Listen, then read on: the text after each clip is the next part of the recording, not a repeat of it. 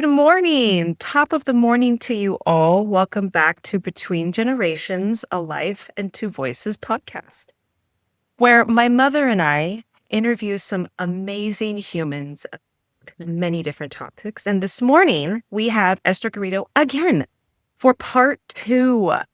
So thank you for being with us this morning. We're so excited to have you back and also just to talk about a really, really sensitive but important topic. So this morning, viewers, we're going to dive into some aspects of mental health. We're going to dive into a little bit of eating disorders and probably body dysmorphia and just what do you do? What do you do when you're in that space and maybe it's a topic that you're afraid to talk about, that you're not really sure where to start, but you know that you want to get healthy and you want to start weight training. So we have Esther on to talk about these things. And I just want to preface that we are all three humans. We do wear professional hats, but we are by no means professionals that can answer medical questions and guide you in that direction. So please talk to your doctor about anything around starting a fitness journey. Okay. So without further ado, Esther, let's get started. Okay. Sure. So this question comes to you again, with that lens of people who may or may not know that they have these stressors and struggles, and they really just want to know where to get started. So they're coming with you with this challenge. So what experience do you have working with clients who have mental health challenges or eating disorders? Sure. That's a really good question. And I'd like to start again by saying I'm not a doctor. So I need to make sure I put this disclaimer. As a coach, from my personal experience, this is what, and my perspective, this is what I do for my clients. So in the last decade that I've been working with people, I've noticed that we, and I include myself in this, are all struggling with something. So therapy is something that I highly and gently encourage my clients to do because there's a fine line. So, I mean, I can see certain things working with people and then, I'll encourage therapy because I think that there is still some stigma around therapy. People get a little bit nervous about therapy. And I can't force anybody to do anything, but I can make gentle recommendations and nudges and speak from my personal experience about what therapy has done for me. And I try to create, to the best of my ability, a safe space for my clients where it's not about me judging them. It's about me seeing where they are and helping them progress them again to the best of my ability and making suggestions. You can lead a horse to water, but you can't make them drink. So I am very aware of making sure that they understand I can't pretend to be something that I'm not. So I'm not going to sit there and give you, a therapy session. But if I see that maybe, making the recommendation is something that I can do, that's something that I like to do for my clients is recommending a healthcare professional, depending on where they are. So again, we use exercise as a tool to help with certain mental health things. There's a lot of research that proves how much exercise can be helpful, but also understanding, have you been cleared by, a doctor, and then understanding if the client that comes to me, if it's something heavier that's broader than what I am capable of doing for them, I'm going to recommend that they get help in a different direction if it's something outside of my scope of work for them. Does Okay. that kind of Sure. cover that? Yes, it does. I think that is a very, very good approach because even though we are experts in our fields, we're not experts Mm, in everything. And sometimes there right. are too many cooks in the kitchen. And so Yes. we need to outsource. So I fully agree with you. And I appreciate that you tell the audience and your customers that you hold that space for them as well. So Mhm. yes, you did I answer my do. question. Thank you. Mom, did you Of have a course. follow-up comment or a question for Esther around that? Oh, then it's basically recommendations based, sort of on that Yeah. broad, like you said. Yeah. hmm Yeah. Because there's, again, I can't pretend to be something that I'm not. But if I see something and I recognize something and it's kind of hindering this person from moving forward, I will, try to make that recommendation and even offer if I have somebody in, in my world, a professional that deals with that and trying to encourage them to maybe talking to somebody. And I have been pretty successful. Over recent years, I have dived into my own mental health a lot more. And so speaking from that place of personal experience, and I think that, when people see, oh, okay, well, it's like being relatable really helps people feel more, Yes. okay, I can be more vulnerable. And I'm very vocal with my clients about the therapy that I've done and how helpful it has been for me so that they understand, oh, she's not judging me by recommending therapy. So again, that's part of like creating the safe space. I want all of my clients to feel comfortable when they're working with me, and it's not to feel like I'm judging them, but to understand that I'm coming from a good place of trying to give them as much help and information as I can. And as a Wonderful. follow Okay. up, it's very relationship based. So you Hmm. get to know your clients on an intimate level where they're Yeah. comfortable with you giving some kind of option or advice or a little tickler, that you've Hmm. noticed. So that's Hmm. wonderful. That's wonderful. Yeah. Yeah. Because one Agreed. thing that I touch on with clients a lot of times is stress. You have to talk about stress. That's going to be It's an important piece and tool, like an important piece of training. And I don't think that people necessarily always link that together. But again, if you're not understanding, the whole scope of your lifestyle and stress being one of those things, and if you're managing it well or not, it bleeds into your success rate with anything. So it's a lot of times I think that people come in and they're just thinking, okay, well, she's just going to give me a workout. And it gets deeper than that. It's not just about the workout. It's also about understanding, how we're carrying these habits outside of your time with me to really bring everything all together. And then when we start talking about stress, that's when those things start to show up, and then again, that's usually what opens the door for me lending, oh, well, maybe have you considered talking to a therapist about this? And it's a really nice way to have somebody who's neutral that can give you tools to help you move forward. Okay. Now I have to ask then, because I don't think we asked this in the last podcast, but the age range of your clientele. And the reason why I bring that up is because I Awesome. know that I experience clients that are younger in high school Hmm. training Hmm. to be incredible athletes, and they want to Hmm. look a certain way. They want to do their sport a certain way. And so they will pretty much do anything that they can to get there, whether that's supplements, excessive exercise, adjusting their eating, or not eating. Hmm. And so I'm curious for you, like, how do you hold space for younger ones that maybe come to you just for advice, or maybe you are training some high schoolers, both Yeah. female Yes. and male, because it happens between both sides of the gender. I wish I Yes. would have had this and I didn't. And I spent a lot of time not eating, honestly. I Yes. dropped Yeah. heavy, heavy weight, did not realize what I was doing to my body. And at the time, this is in the 90s. So I didn't really have a lot of access to social media like these young ones do. So Right. curious how you hold space for that age demographic. Sure. Yeah. I mean, social media is a powerful tool, both positive and negative. So people are able to absorb knowledge and get knowledge a lot quicker. And there's just a lot more out there now being talked about. Like I know versus when I was growing up, the information just wasn't readily available.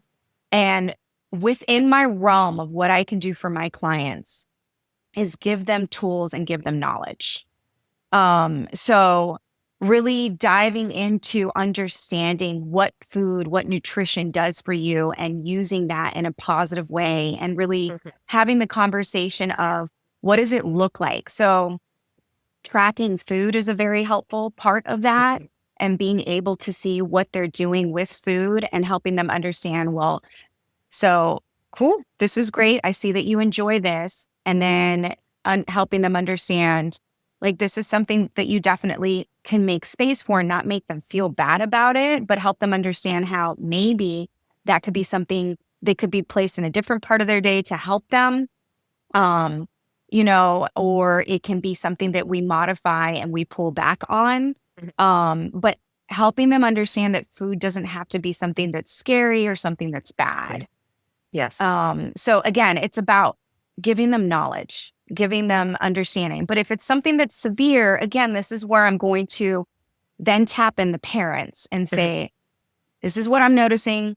I could very well be wrong, but perhaps you want to make sure that you're paying attention to this and maybe talking to a nutritionist or a dietitian, and making sure that they're going to go and work with somebody who's going to be able to dive in a little bit deeper, and helping them pay attention to those kinds of things. But again, it's never about making them feel bad about their decisions or making them feel upset about it. It's about giving them knowledge and understanding, like, here's what we're doing, here's what we could do.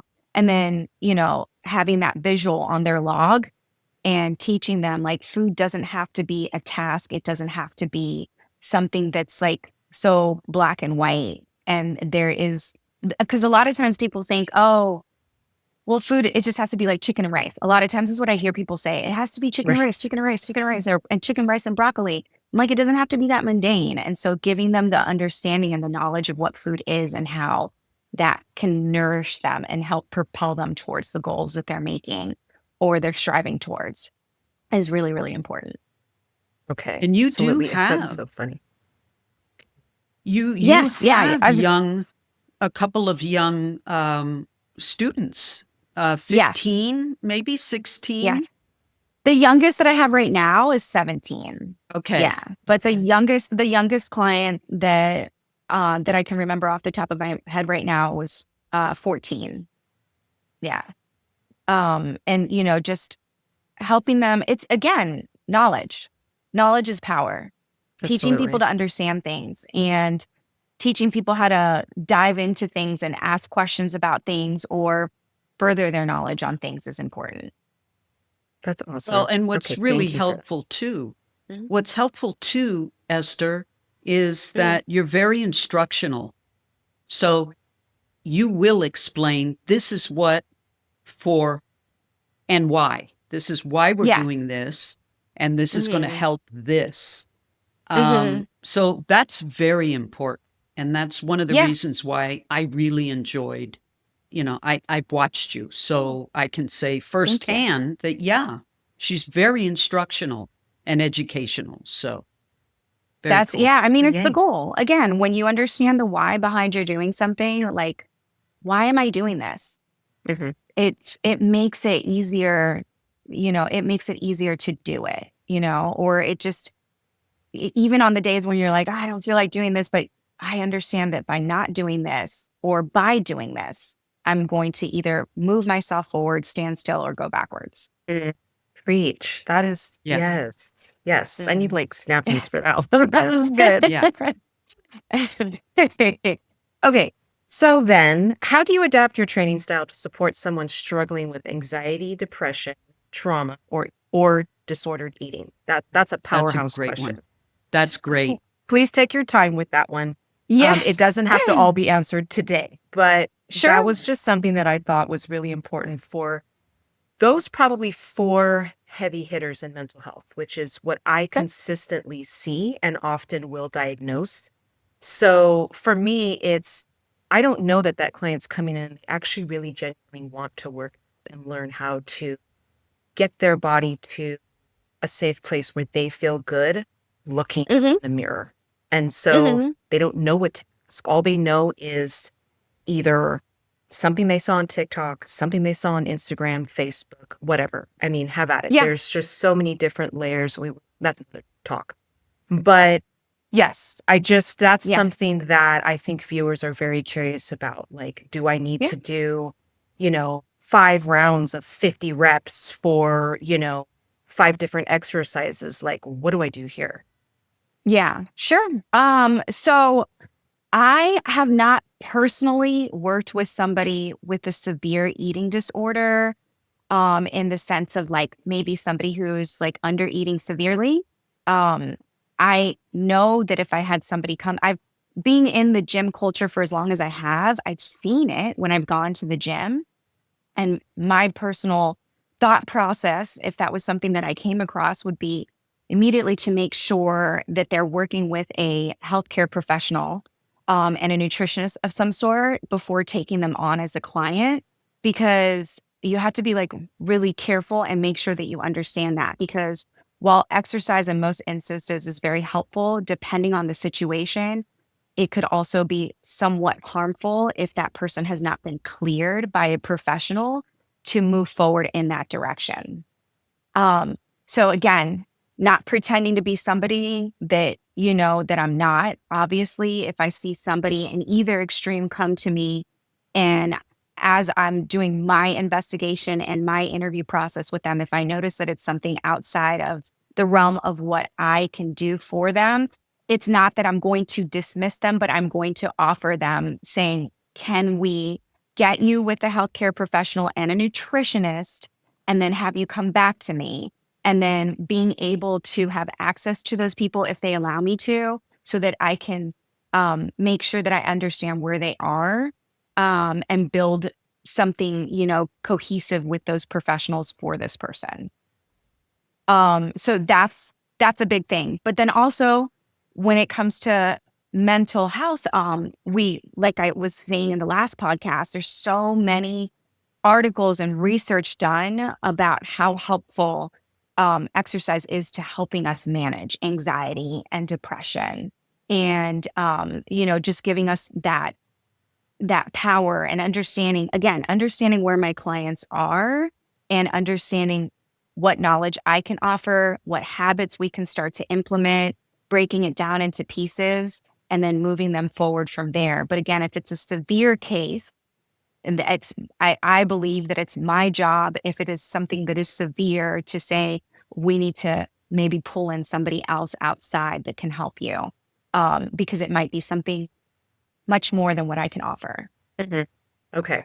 That makes perfect Yeah. sense. And I think I'm glad that you say it that way, because we also, as professionals, want to let our clients know, like, we're not the end all Mhm. be all. There are Right. many people here that have that specialty and that lens to go deeper. Mhm. I didn't know that I was going through depression during the times where I probably would have been diagnosed with an eating disorder. I was diagnosed much later. And Mhm. so I didn't realize that both intertwined and fed off of each other. And I Yeah. think that's where later on, when I started to get into psychology, is when I understood and went back to my younger years and was like, okay, now the dots are connecting. Now, I Mhm. still struggle with eating. I still struggle with getting the calories in and things like that. But now I I want to know what's going on. I want to, so that I can better myself, like you said. And if we can Mhm. catch these kids at a younger state of mind, before Yes. their brains are fully developed, help them understand that eating is a beautiful thing. I'm sure, Mhm. like, when you go to have your meals after your workouts, you are just like, you're nourished. Your body is Yes. nourished. Food is Yes. good. Yes. So, yeah, I think, and I don't even think, excuse me, we have a question in here about your diet and what you like to eat. But if you want to bleed that into the conversation as we go, I Sure. would love to know what you like to eat. Yeah. Yeah. I mean, I try to keep it interesting. With like, again, keeping it the protein, high protein on the forefront, and then, mixing in vegetables, mixing in fruits, mixing in, just the grains that I need, things that, like, tapping in and understanding what foods feel good for me has been a journey. Like I was mentioning in the previous podcast, I started to realize that I had certain food sensitivities that were causing me to feel not so great. So for me, food is it's been a journey for a long time, and just understanding to reach for the good things, but also who doesn't like the bad things from time to time, but Yeah. understanding where to place it and how to place it and how often to do it is a big important thing too. But what I find myself doing with my clients, like getting protein in is really not a problem for me. I enjoy it, and I've been doing it for so long that I've figured it out. And again, tracking and seeing how to pull levers is a big deal. And because a lot of times people are like, well, I eat good. And I'm like, what's good look like though? And then I Yeah. ask them to start tracking what they're doing. And then they show me, and I'm like, okay, yeah. So we do have some good aspects here. But here may be some adjustments that we can make to make it even better still. And, just helping them feel like when they see more up front, because now more than ever, when I start working with new clients, I ask for a 7-day food log, and they'll, a lot of times people are reluctant. They're like, I don't want to do that. And I'm like, I get it. It's hard. It's uncomfortable, but you're coming to me and telling me that you want to make changes. You got to let me in so that I can help you make those changes. So we have to be willing to get uncomfortable to be able to change, because what you're doing right now is not helping you. So let's break it open and see what we need to do so that we can get you in that direction. So, then we start looking at it, and I'm like, it's really not as bad as you think it is. A lot of times people have good things in there, but then understanding how is this helping you and how is this hurting you is a big deal.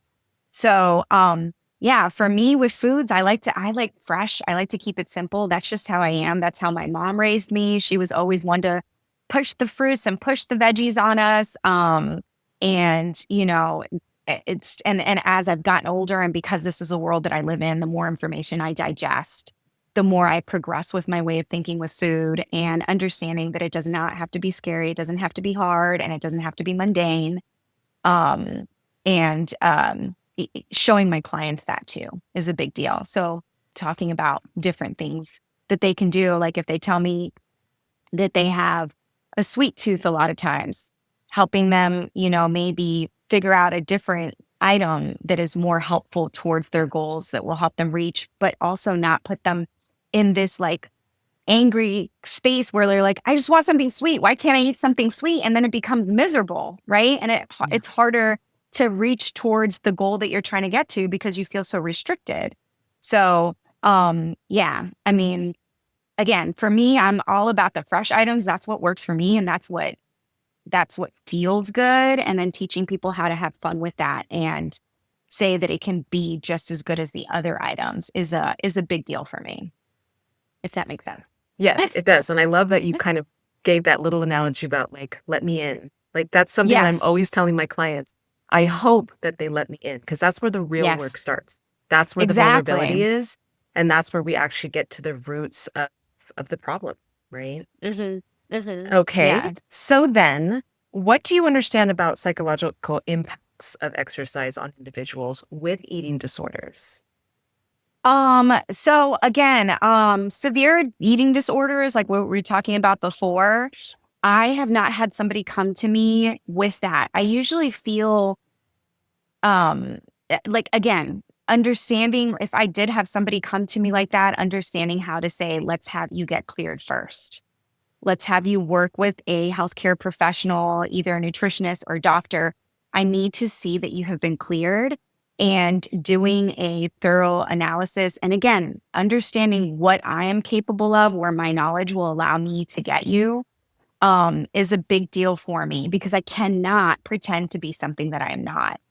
So in my time of working with clients, again, like I said, therapy is something that I highly encourage, but I've not had somebody come to me with such a severe disorder that I've had to say, I need to take a step back. Let's get you with a professional that will clear you first before we get started, if that makes sense. So I do understand how important it is. And again, exercise is a powerful tool. Food is a powerful tool as well. But I don't try to reach and give advice in a realm that I am not well versed in. So understanding where my clients are and if it's something that I can help them with, and creating a safe space to say, okay, this is how we're going to move forward, or saying, let's get you cleared first and then have you come back here after you've been cleared by a doctor to move forward, because it's a risky thing.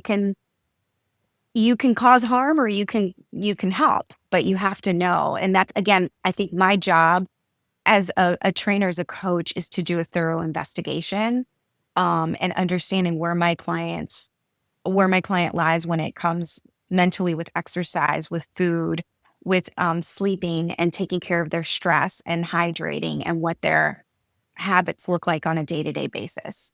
So Okay. I think to answer that, the important thing is making sure that I'm doing a thorough investigation within my scope of work and understanding whether or not I can help that person at the place that they're at currently.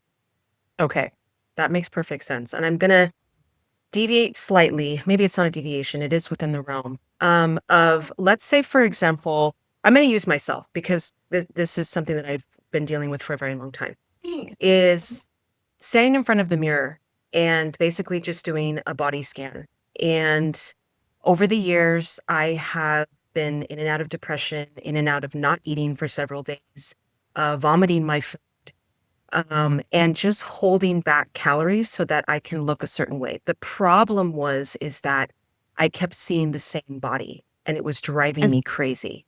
So I got to a point where I dropped too much weight. And so I think for me, I'm wondering, when you are interviewing a client, are you looking for any triggering words? Are you looking for anything that can give you any indication that this client might have an unhealthy relationship with food in their body? Because as a clinician, those are things that those are touch points that I have to be listening to know, okay, they're only giving me this much. What do I do with this much? And how do I make inferences, right? Not assumptions, but we do because we're human. But Right. there's the body where you clearly see that they need more meat on their bones, like they're definitely not eating. And then there's the other person that you don't even know is doing these physical things to themselves. And hey, you're not always going to maybe pick it out, but I'm just curious if when you're interviewing these clients, is that something that you do? Yeah. So sometimes it might not be something that shows up on the front end. And it might be something that starts to show up as we progress with sessions. You can see as you're getting to know a person, the more you get to know a person, the more you get to work with a person, you can see if they're actually doing the work, what kind of work they're doing, because the things that you do in secret show up in public. So, and I think a lot of times that people think that just because they do it behind closed doors and that nobody sees them, that, then nobody knows, but it'll show up in your energy. It'll show up in the way that you're moving. It'll show up in, in your appearance. And so these are things that I will notice. And so then I will, kind of dive in and say, all right, let's, I might start asking a little bit more questions around it. And then again, a lot of times it's just a lack of knowledge and a lack of understanding. So people are like, oh, well, in order to lose weight, I know that I need to be in a calorie deficit. But are you in too big of a calorie deficit? Right. And so again, being able to have a watchful eye on the way that they're eating is super.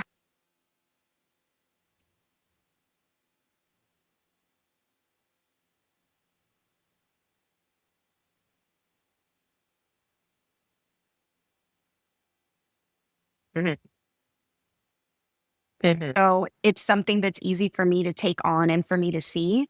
And then again, giving them that, the knowledge and asking the right questions. And then again, is this bigger than what I can help you with? And do we need to get you over to somebody else who can give you a little bit more? So again, the thorough investigation is something that's always going on, and I will always see as I work with my clients, and sometimes I know my clients will tell me what it is that I want to hear.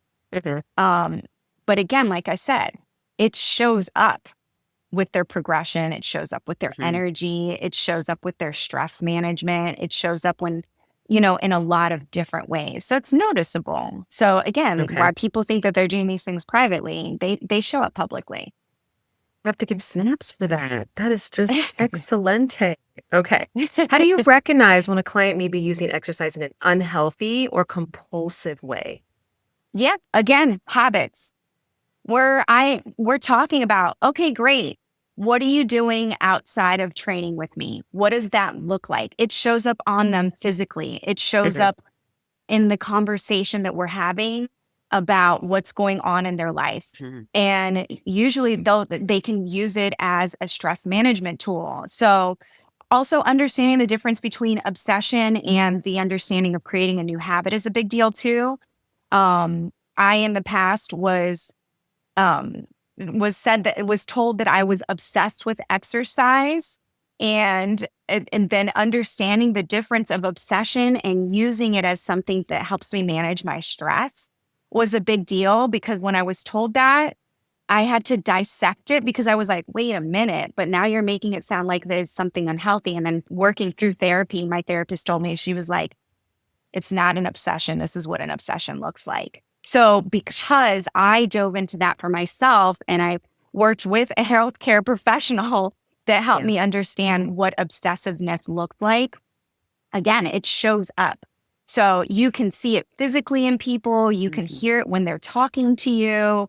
And so then managing that, and if it's something that I can help dive into within my realm and my understanding and my capacity, I will. But if it's something really big, that's when, I'm going to start recommending somebody like a healthcare professional to help out with that.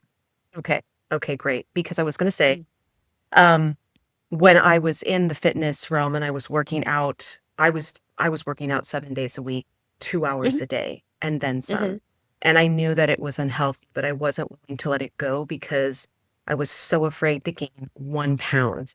And the mhm. sad thing is that not only did I not lose weight, but I started just not eating at all. And then Yeah. I started experiencing different injuries in different ways. And so I just say that to say that there might be some people out there like me who thought that training meant I had to be in there for an excessive amount of time and I had to do my full body. And I basically had to make sure that I was burning more than 1,500 calories a day without Yeah. eating anything. I think that that's the point where you need to have an honest conversation with yourself. Were you working with a trainer at that time, or this was I on your own? wasn't. No, this was on my own. This was in my Yeah. 20s, and Yeah. I couldn't hang I couldn't handle gaining weight. I could Yeah. not handle it at all. Psychologically, I was just not tapped in. I was just on autopilot. And then Sure. I finally was like, I think it probably when around 30 is when I was like, I hate going to the gym. I hate Mhm. working out. And I stopped Yeah. for years, sadly. Yeah. Yeah. So Well, you're that not could alone in happen. that. Yeah, you're not alone in that. I've seen that happen a lot. I think that that's something it that's the point where we need to start being honest with ourselves and say, maybe I need to find somebody outside of me to help me here. Mhm. Like knowing how to tap in a professional when you get to that point is huge. And again, we talk about the power of social media. Social media can be really dangerous, but also like, so if somebody tells me, well, I just don't have the money, I don't have the money to tap in a professional, then start doing some research, start sitting down, doing some research, making sure that you're finding information from multiple different sources. Don't just go with one person, go with multiple sources and start to digest information to figure it out. That's what I started before I got into this world when I was still in the interior design world. I was in my early 20s and I was noticing that my health was taking a hit. Like I told you guys, I was having Yeah. these migraines that were just debilitating. And then also, I was noticing that I was putting on weight and I was feeling uncomfortable. And at that time, getting a trainer was not something that I understood the value of, but I knew that I didn't feel good and I needed to make some changes. And so I started to just kind of dig into things. I started to dig into the world of food, the world of exercise. And I think now to where I am now, to where I was then, and what my understanding of, health and nutrition was then was so different than what it is now. But I remember just trying to learn. And this was in the early 2000s when we grew up with thinking that what Britney Spears was overweight and she wasn't, Yeah. it was really unhealthy. true. Like the body dysmorphia in the early 2000s was super unhealthy. And so I was trying my best, but I understood that I needed to, make better decisions with my food. I understood that where I was and the habits that I had right then and there were not serving me. So I needed to make some changes. And so I did it to the best of my ability. And now you have so many more options out there and so much more information available to you. Right. But tap somebody in. Find a way to prioritize it. I mean, it's your health that you're talking about at the end of the day. So I think that that's important, is having that conversation with yourself and saying, well, I clearly don't know how to fix where I'm at. So maybe I should pull somebody in to help me with this. And gift that to yourself. Prioritize figuring out how to gift that to yourself. Yeah. I think it's important. Mhm. I think in my situation, for example, because I am older, so there's hormones that come into play. And Yes. and you have to, because I am not patient with weight loss and, a little tuck here and there, and you notice areas that you want to concentrate on. But I had to stop. Forget about weight loss, forget about everything, and just say, what can I eat? What is good? Mhm. Again, education. So you yourself have to do that research and understand that it is a process, and not everybody is going to be, everybody's body is not going to speedy. It's not going to be a speedy recovery. It may be a long drawn out process, but as long as you understand it and you own it where you're at, it's easier when you go to take a bite of something, because it's something you need. So Yeah. I mean, Absolutely. again, the understanding the levers that you need to pull. So use a smartwatch that tracks your intensity, it tracks your movements, it tracks your sleep. Yeah. These are all things that are important that you need to pay attention to. You can look at that and it'll tell you, like if you're tracking your food, if you use something as simple as MyFitnessPal and you put in your food in there, and then you complete the diary at the end of the day, it'll break down the food for you. Again, are you moving sufficiently? Your smartwatch will track that for you. It'll tell you, Yeah. did you get intensity? So again, if you don't have the means to maybe hire a professional, there's other ways that you can do it. Your body is a gym. Use it. And you don't need to have a gym if it's not available to you to work out, to do something that will physically challenge you, that will help you stay in shape. I think that people overcomplicate things. And I think that people have a lot of times in my experience with my clients is the all or nothing mentality.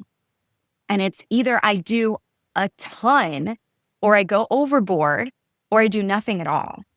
And so understanding that it doesn't have to be that, like, yeah. Marve, you and I were talking and I was like, Yes. look, at home, you can do things at home and move the needle, and start to feel better and notice the difference. And you were talking to me about how, like, you were noticing with your hips. And Yeah. so I was like, there's stuff that you can do at home.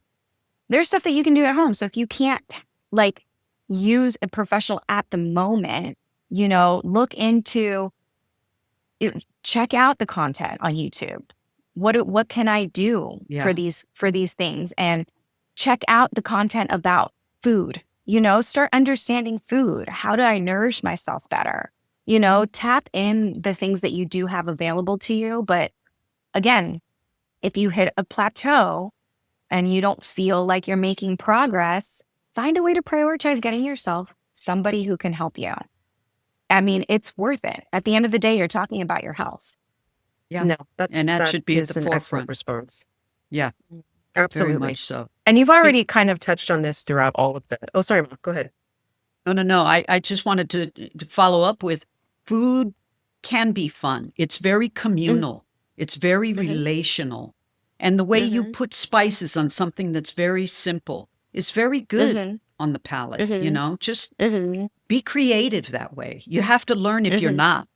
So again, you do research because I was never a good cook, but I'm like, I want to make the simplest little meal be great, taste great.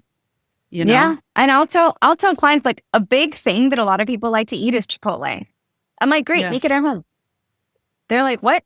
I was like, make it at home. Yeah. Make it at home with better ingredients. Yes. And and you'll nourish yourself better. While people are on this journey, I'm like, you love Chipotle? Great. You don't have to stop eating Chipotle. Just make it at home and add your own twist to it. And then that way you're seeing the ingredients that are going into it. You know that it's fresh food and you're still satisfying that craving for Chipotle. I think about that sometimes for myself, like when I was starting the journey with food and I was trying to figure out, like, oh man, like, I love this, I love that. And Sweet Green used to be one of my favorite, like, salad places to go to. And I started making the salad at home for myself. And I was like, oh, I can do this. I can get this for myself. And I have more control over the ingredients. And I have more understanding of what it is that I'm doing, because now I'm also tracking it. I'm not blindly saying, oh, well, I'm eating a salad, so this is really good for me, but also tracking it and understanding, oh, wait, okay, this is helping. And like, I can do this and I can do that. And it made me excited. It started to excite me about food because I wasn't born a cook, but I learned how to cook out of necessity, out of nourishing myself, and it's not, again, the things that we hate are usually, it's because it makes us uncomfortable. But how do things get comfortable? You do it. You just do it. Just do it. That's going to be the tag for this whole podcast. Yeah. Just do it. Okay. Just do it. Okay. You've already touched on this throughout all of these questions, but to formally answer, what boundaries do you set to ensure that exercise stays supportive and not harmful for your clients that are experiencing mental health issues, but just in general? What are your boundaries for yourself and for your clients? Yeah. So, I mean, boundaries are important for everybody and when it comes to anything at all. But as far as boundaries, I wouldn't say that I'm setting boundaries for other people when it comes to exercise. Again, it's all about educating them about how exercise is helping. And it's giving them the knowledge of understanding what it can do for you, and how to use it appropriately. And so, and again, the boundaries for me on my part would be understanding where I have to tell a client, I'm sorry, I can't help you. What you're dealing with is bigger than what I have available. So that would be my boundary. And so clients have to figure out what their boundaries are. But more often than not, what I'm figuring out with my clients is how to break barriers and obstacles. So not so much boundaries, but breaking barriers and breaking obstacles. Because I have never experienced a person that is using exercise to harm themselves. And again, I think that all goes with, how am I educating my clients about what this is doing for them? And how am I educating my clients on how to nourish themselves? How am I educating my clients on how important sleep is? How am I educating my clients on how important hydration is? How am I educating my clients on how important it is to have boundaries in their everyday life? Maybe when it comes to work, maybe when it comes to prioritizing themselves. So boundaries in that sense, but not so much with exercise. I haven't had to deal with that. It's been more of, how do you knock down the excuses of saying, I don't have time to take care of myself today, and prioritizing everything else. So again, it's more about breaking barriers and obstacles with my clients than it is more about, I guess it goes hand in hand, right? So having boundaries with understanding how to nourish themselves and is probably where more I'll see that I set boundaries with my clients. But it's breaking barriers and obstacles when it comes to exercise for the most part is what I have experienced that I'm dealing with. Okay. I think too, just to speak to who you are as a person and how you approach this idea of eating and fitness and this whole realm, I just have to like give you extra snaps because not only do you do this work, but you embody the work. And I hear that in the responses that you've been giving. So I just want to thank you for that because it's not just about, Thanks. let me just get you into this workout and out. No. I can sense, even though I haven't met you in person yet, that you genuinely care about people's overall lifestyle and just health and wealth, right? Yeah. And health is wealth. So, Mm. you know, Oh, here we are with the absolutely. baddie who can definitely turn your life around and Oh, and thank this is you. like amazing. So thank you for that, really. Yeah. I mean, honestly, it's what got me into this, right? We discussed in the last podcast how I went to school for interior designs and I love design and I love what a space can do for you mentally as well. Like when you have a space that Yes. feels like a safe space and that it's warm, it's inviting, and it is your idea of what you need. But health, like this for me is what I was supposed to do because I saw what it did for me once I started to dive into it. And I was like, like other people need to see this. Like everybody deserves to feel good. Everybody deserves to feel like they're living their life on their terms and to the best of their ability. And that was Yes. just something that it feels so powerful to me. So, and it's because I'm passionate about it for me, I think it's easy for me to be passionate about it for my clients too, and to like give it to them and say like, hey, let's do this. You've got this. And let's dive into this. Yes. So And I guess can what attest now to it it. is? Oh, go ahead. I was just No, gonna say, I I can was gonna go attest like this to the and tag embodiment you in. part of it. Oh, that's okay. Um, and in terms of her embodying her clients, she does. And this is what you want a personal trainer to be invested in the person. At least Mm. that's what I look for. Yeah, So, of and you can course. tell if you vibe with them, they understand where you're coming from, they understand your goals Mhm. and what you want to achieve. And she Mhm. will say, I thought you wanted this goal. So what are you doing? You know, it's like, Mhm. oh, Calling you I've got out. some ticks I got to fix. Yeah. Yeah. But I mean, it's So, also, yeah, because you can say it, but what are you doing to get there? yes, yes. Yeah. And Like, I mean, I'll give you the information. Like I said earlier, you can lead the horse to water, but you can't make them drink. Mhm. yeah, So, and absolutely. we, notoriously will stand in our own ways. So it's figuring out how do I get out of my own way to get to what I'm trying to get to. Yeah. I hear Mika. Absolutely. I hear I know, I'm Mika. sorry. No, she's I'm fine. sorry. She wants my attention.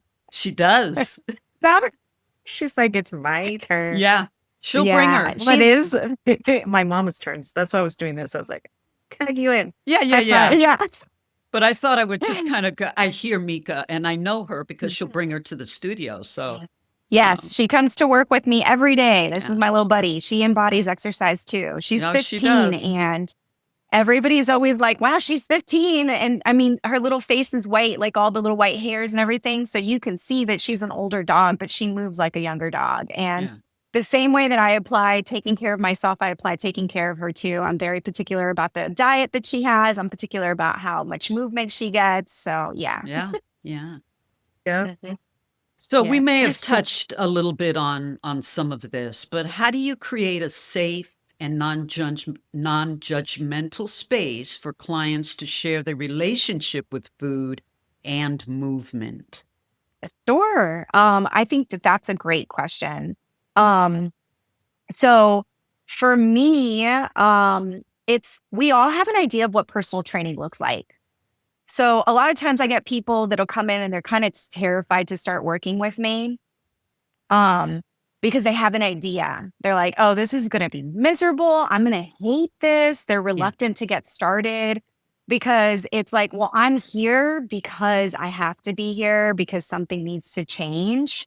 And so I see that. I can feel it in their energy. I can see it in the way their body language and the way that they talk to me. So this is not everybody, but a lot of people that come in, I can feel that. So for me, again, it's about doing a thorough investigation on the client of understanding what their daily habits look like, what their nutrition, stress, sleep, hydration, all of those things look like, and helping them understand, let's not feel bad about this, but let's understand that now it's time to make changes. And, again, starting with that 7-day food log and getting that visual and starting there, because a lot of times people get really nervous about sharing their food with me. Super nervous. They're like, oh, you're going to judge me. And da-da-da. And I'm like, no, absolutely not. What I want to do is have eyes on what's going on and why are we picking this when, what if we pick this instead? Let's see how this feels. Let's clearly we need to make a change here. So again, what we're doing right now isn't serving you. So let's figure out the direction to reroute to find it in a way to serve you. And let's not overcomplicate it. Let's not feel bad about it. So for me, it's really important for my clients to feel safe in sharing that information. And then also when it comes to the movement aspect of it, it is not throwing my clients into something that they're not capable of.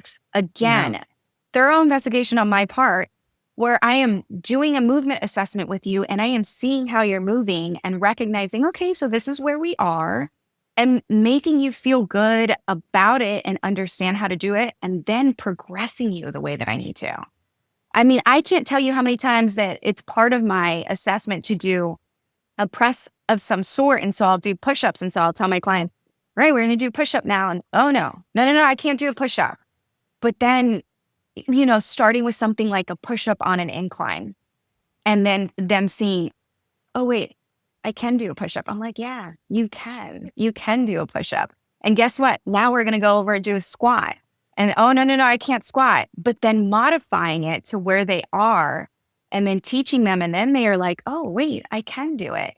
It's, again, thorough investigation and understanding how to start my client and help people understand I'm not here to judge you. I'm here to help you. I don't want to make you feel bad about yourself. I want to make you feel good. So yeah, that's my approach personally on how I do that with my clients. Yeah, it's awesome. It's awesome to understand it coming from that perspective. Absolutely. Yeah. Yeah, because it's not cookie cutter. I can't approach everybody the same way. You just can't, because everybody's in a different space. Yeah. But again, I believe that's part of my job as a coach is to see where you are and figure out how to give you the information and the tools to progress in the right direction and start where you are, but get you moving. And it's important too to know that we all started somewhere. Yes. We all did. Me. Even me. When I started my fitness journey, I was all about cardio. You would see me come into the gym and get onto the Stairmaster for 45 minutes. And I was like, oh, all right, I did my workout for the day. But then I would go and reward myself with pizza and ice cream. Yeah. I was like, I'm going to go eat pizza and ice cream now because I just burnt a ton of calories doing cardio. And again, lack of understanding. So I know how scared I was and intimidated I was by strength training when I started my journey. And I know how powerful it's become. And it's become powerful because I now know I have the knowledge. So again, usually when things are scary, it is because the lack of understanding of how to do it, and then, but you have to get uncomfortable. Yeah. Can you share an example of how you've helped a client redefine success in their fitness journey beyond weight or appearance? So I've had shy clients come to me that, were soft-spoken or didn't necessarily speak up for themselves. Once they start coming in and they start picking themselves and they start showing up for themselves consistently, the way that bleeds into all aspects of their life is so cool to see, which again was another thing for me that made me feel like exercise was such a powerful tool that I needed to give other people. So I've seen clients come in that were just kind of like playing it safe at work. And then they start to get these results and show up for themselves and consistently start to pick themselves and understand how to like, oh, I need to pour into my glass to pour into another glass. And then they go for a promotion. Or they're like, you know what? I'm going to take a risk and I'm going to start that business that I was talking about starting. Because now their glass, they're filling their glass up that they're like, oh, I have a little bit to pour into another glass. They're not working from a complete deficit all the time. Yeah. So a lot of my clients, I've seen like a lot of success with a lot of my clients in the sense of, you know, in their everyday lives, how picking themselves and taking care of themselves bleeds into everything. And I will talk about my story. 15, 20 years ago, I never thought I'd be standing here, you know, and I started to understand that picking myself and taking care of myself was what gave me the power to succeed and excel in all aspects of my life, because I started to learn how to walk away from things. I started to learn how to stand up for myself, and I started to learn how to pick where I wanted to be based off of what my goals for myself were. But it's because I didn't know that I had that power, and I didn't know how to have that consistency and that dedication to myself. Exercise gave that to me. Like doing that was just the first part. And I think that people will look at people who are in super good shape and say, oh no, that person's obsessed. That person has a story too. That person started, guaranteed, in a lot of situations, that person started in a dark place where they weren't feeling good about themselves, where they weren't picking themselves, where life felt hard. And then they started to pick themselves. And then they picked themselves, and then they picked other things. And then they learned that they could do hard things. And so then they started picking harder things, and harder things. Things that seemed hard in the beginning no longer feel hard anymore, because you're like, let's go. Let's do this. I can do this. I'm capable. So yeah, to like pinpoint one story is hard, but that's why I gave my story as the example there, because I know that when I started to pick myself, the power that gave me, not just in the gym, but in every aspect of my life. So do you recommend, for cognitive purposes, do you recommend creatine? Is that something that you, okay. Yes. Oh yeah. The studies, recently there's been a lot more conclusive studies about creatine and how helpful it is for cognitive function. There was a study that they did that I thought was great. They took a study of people suffering with Alzheimer's and dementia, and they did 2 groups, and they gave one group creatine, 20 grams of creatine for 8 weeks, and they gave the other group a placebo. The group that was getting 20 grams of protein every day for 8 weeks showed signs of improvement with cognitive function, while the other group didn't show any improvement. So yeah, I mean, you have like NFL players, it's recommended. It's recommended for them to take creatine because, you know, they're taking blows, they're taking hits. It's a physical sport. So it's helpful for them with TBI, military TBI, like traumatic brain injuries. It's the most over-researched supplement that we have on the market, and it's the most undervalued. And it is the studies are even starting to show that while it's beneficial for both men and women, it's showing a lot of benefits for women specifically. Like it's for both men and women, but I think that women a lot of times are more reluctant to start taking creatine, and specifically creatine monohydrate is what I recommend. But yeah, I recommend everybody. I actually just had a new client call on Friday, and she was talking to me about brain fog. And I told her, and you know, obviously doing a thorough investigation with her and understanding like her lifestyle, I talked to her about starting to take creatine for brain fog purposes. And I have another client in her 60s that I got her to start taking creatine regularly. And within 2 months, she told me she noticed the difference in her cognitive function. Yeah. Okay. Very cool. Yeah, I wanted for you to touch on that, because I think there was a stigma. There seems to be. Is it going to Yes. bulk me up? Is it going to make me retain water? Yeah. No. And so you Yeah. dispelled that. Specifically creatine monohydrate is what I recommend for my clients to take. And it's super. I take creatine every single day and I don't feel bloated from it. And, again, the effects that I feel from it are on the positive direction. I have not felt bloat. I have not felt discomfort. I don't have any issues. Again, hydration, I'm on top of my hydration too. My kidneys are not struggling. So, Yeah. I think, again, it's the most, yes. Sorry to cut you off, Esther. I was just going to say, for viewers who don't know what that supplement is, can you, in your own words, let us know what exactly, is that a compound bodies make their own, or is that something So, external? yeah. So a lot of times people think, oh, well, I have a high red meat diet, so creatine is in my diet, so I Okay. don't need to take the extra supplement. But again, as we go, when you cook the meat, it like changes it. It changes it. And it changes the quality of the creatine. So yeah, it's a supplement. I recommend it's a supplement that you get creatine in the meats that you eat, but a Okay. supplement that can help kind of drive up, right? So like, again, for like protein, we recommend protein for a lot of clients too, because a lot of times people have a hard time getting protein in. And I have a hard time eating that much protein in a day, which, usually the recommendation for protein intake for a person is 1 to 1.5 grams of protein per pound of body weight that you're trying to get to, what that goal is or where you're at right now if you're trying to sustain. So a lot of times people will be like, man, 200 grams of protein in a day, like if 200 is their number, that's a lot. And I'm like, okay, well then take in a protein shake, because the liquid form, it makes it a little bit easier to help you get to that goal.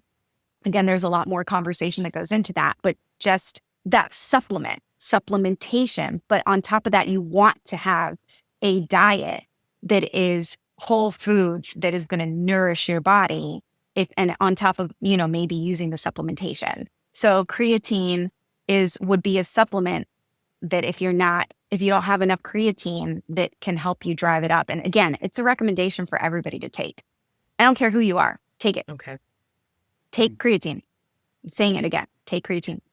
You're like, Thank you for that explanation. I have my 80-year-old mother on creatine. Okay. Yes.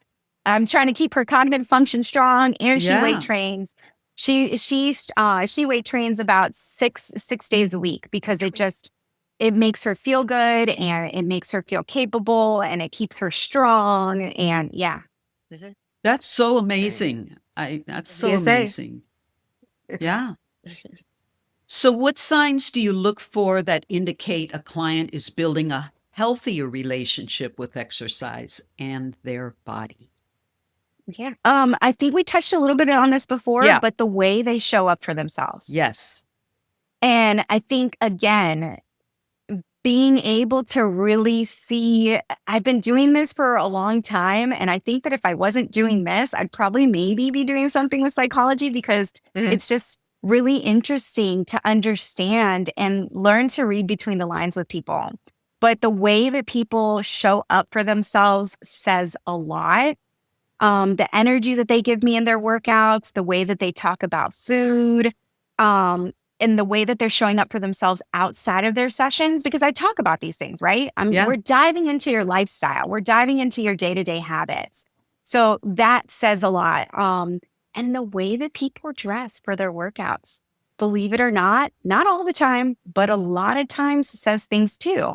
Because the way that you present yourself to the world says a lot about how you feel about yourself too, And so those are things that, again, from my experience over the decade that I've been doing this, that I've noticed, like, I love to celebrate my clients when they come in with cute new little workout outfits, or, my guys, when they come in with like their new lifting belts or their chalk, or, even my females too, when they get like their new knee sleeves or their new lifters. I'm like, oh, okay. Right. This is This is them showing up for themselves. This is them getting excited about what they're doing, and they're putting their best foot forward.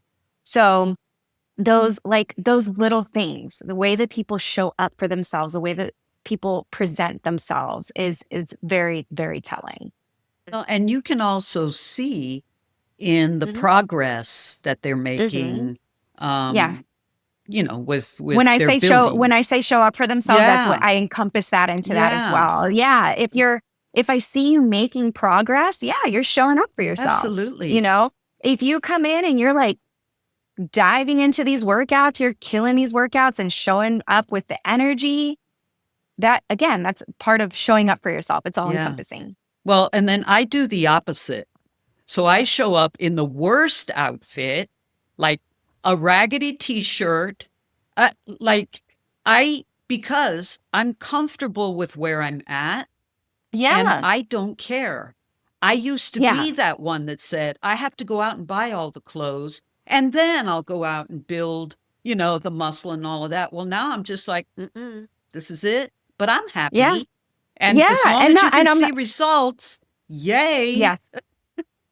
Yeah. That's why I'm saying, like, the clothing is one piece of it. It's not always the only factor that I'm looking for, but it's always like a fun thing that I see when people start like investing in their like workout attire. I'm like, oh, we're feeling good about ourselves. I like this, or not even just the workout attire, but the stuff that you need to do your workout. Like I said, like the lifters for weightlifting, or, your knee sleeves, or your lifting belt, or the chalk, people start to like really dig into it. And then they're like, oh, I'm going to invest in this. I'm going to get this and I'm going to do that. And so, again, that's part of like showing up for themselves. And then, oh, guess what I did last night, Esther? I could have totally had a pizza. But you know what I did? I went and I picked this instead. And then they tell me something else. And I'm like, you see how excited you are to tell me that you did that? That's They're awesome. like, yeah. I'm like, don't you feel good? You showed up for yourself and you chose something that reflects the goal that you're trying to accomplish. They're like, yeah. I was like, fun. Oh, it is. Yeah. Oh, and by the way, I will invest in that nice outfit, just not yet, but it is coming. Trust. Trust. Yeah. Yeah. Those are all little things. It's little things you start to notice, and it's just really fun. My weighted it's really fun. And vest. yes. Love this. But yeah, all of that stuff shows up, and it's all noticeable things that, again, I'm so invested in my clients, like, I think a lot of times that clients will come to me and they'll be like, oh, Esther, thank you so much. No, thank you. You've just invited me into a very personal piece of you. Yes. And you're allowing me and you're trusting me. And that's a huge deal. You're trusting me. And I want to make sure that I am doing my job for you. I am showing up for you, because I feel like as a coach, when I'm doing in-person sessions, it's part of my job to show up for you too. So now I want to go work out. And just PSA. Yeah. Now I'm going to get my outfit on. I want to go work out. Yes. Yeah. Yes. Yes. It's important. Yeah, it is. I think we have reached the end just about, huh, Natalie? Yeah. We have to have her back again. We do. Of course. Man, So I you love know it. what? I love it. You make a good point, Ma, and I didn't mention it in my questions, but I would love to have you back on if you have anything that you'd like to share around different styles of eating. So I'm vegan. Okay. I have been vegetarian before, and I Yep. have been a meat eater before. But Yeah. because I am vegan, I that's why I asked the question about creatine, because I've Yes. heard of it, right, when I was bodybuilding, but Take it. Take okay, it. so Yeah. Take it. You need 'cause to I take don't it. take Yeah. anything. I genuinely just eat vegetables. Which So is great, but supplements have their place too. Yes, Natalie. Don't sleep on the supplements. Yes, don't Natalie. eat it. Yeah. You and I need to have a deeper conversation. There's a couple of different things that I'm going to recommend for you. Especially like for the vegan Great. diet, just to make sure. But yeah, don't sleep on what supplements can do. Again, a whole, like, a healthy diet is primary, but supplements are helpful too, and they're there for a reason. So you want to make sure that you're placing them where you need to into your diet. And so, yeah, as vegan, there's, definitely you want to make sure that you're taking advantage of that. Okay. Yeah. I think that might be a nice talk to have, different diets and just, Sure. how, and Yeah. supplements. What do we feel about Yes. supplements? Because I know Yeah. I'm not on that train, to be honest, Yeah. but I might Yeah. need to I be know. I Get considering a have, my age. ticket. Get a ticket. I've, over the years, I have gone back and forth with how I feel about supplements too. I remember I was like, no, I eat a good diet. I don't need supplements. I'm fine. But then the more you dig into it, the more that you understand how helpful they can be. And it's about picking the right supplements. And again, True. they are exactly that. They are a supplementation to a healthy diet. Yes. So you don't want Mhm. to make it your entire diet, but you also want to understand which ones are going to be helpful for you. And then making sure that you're using them to aid a healthy diet. Okay. There you go. Yeah. There we have it. Yeah. We've already manifested the Now- third episode. Esther, can you just quickly for our audience, in case anybody is interested, but since you're out here in Virginia, sunny Yes. Virginia, Yes. you can put together a plan online. Can you talk a little bit about that? Sure. Yeah. So I offer virtual coaching, which I believe we talked on the previous podcast. But virtual coaching, you can be anywhere. You don't have to be here in Virginia. We can virtually coach anywhere. And again, it just that for me, what my virtual coaching entails is you sending videos of the exercises so that I can give you feedback on it. But then it's also helping you understand proper form. It's also helping hold you accountable because I'm waiting for those videos and it. So that's your check-in with me.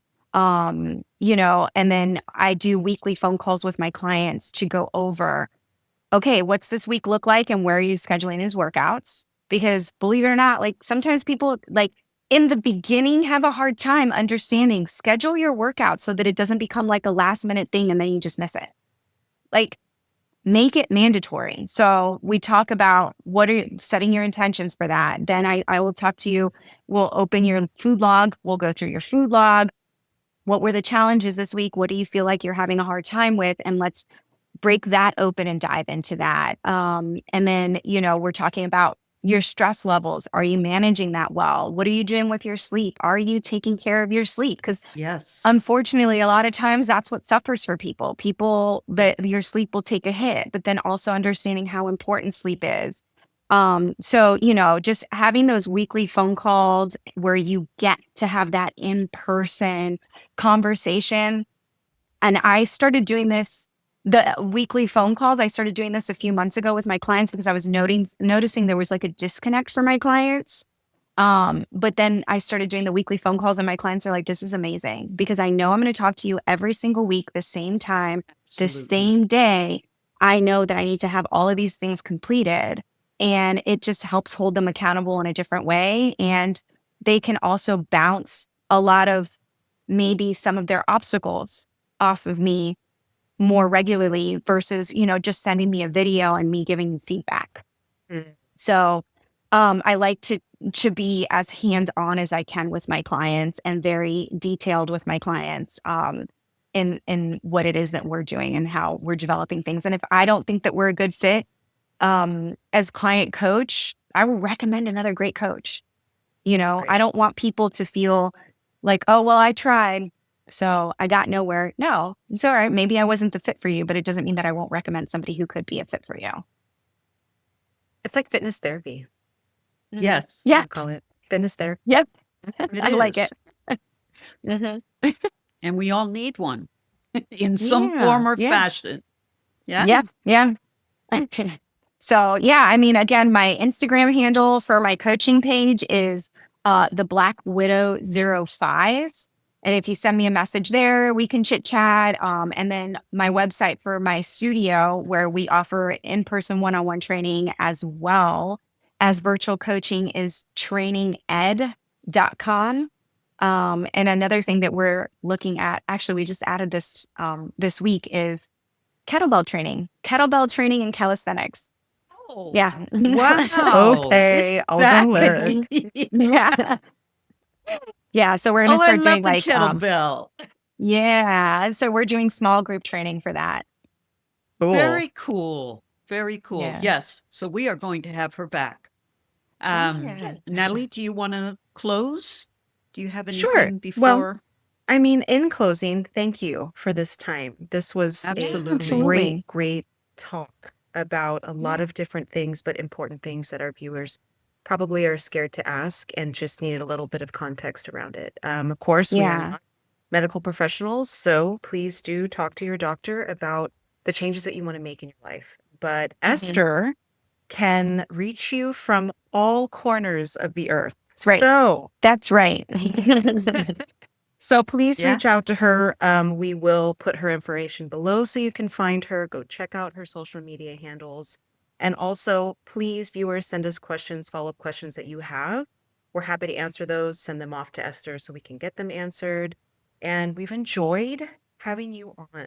You are amazing. Thank you. Yes. Thank you. Can I just add one more thing that I Yes. would like people to think about?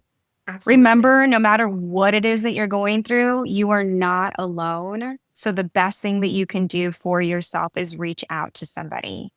So, I mean, I think that that's really important because so many times I see like, and even I have the tendency to do this sometimes where we'll isolate and it's Yeah. not, don't isolate, talk to somebody about it and, tap in help where you need it. Mhm. Thank you. That Thank you. beautifully Yes. said. And Absolutely. please like and subscribe and smash that like button. Yeah.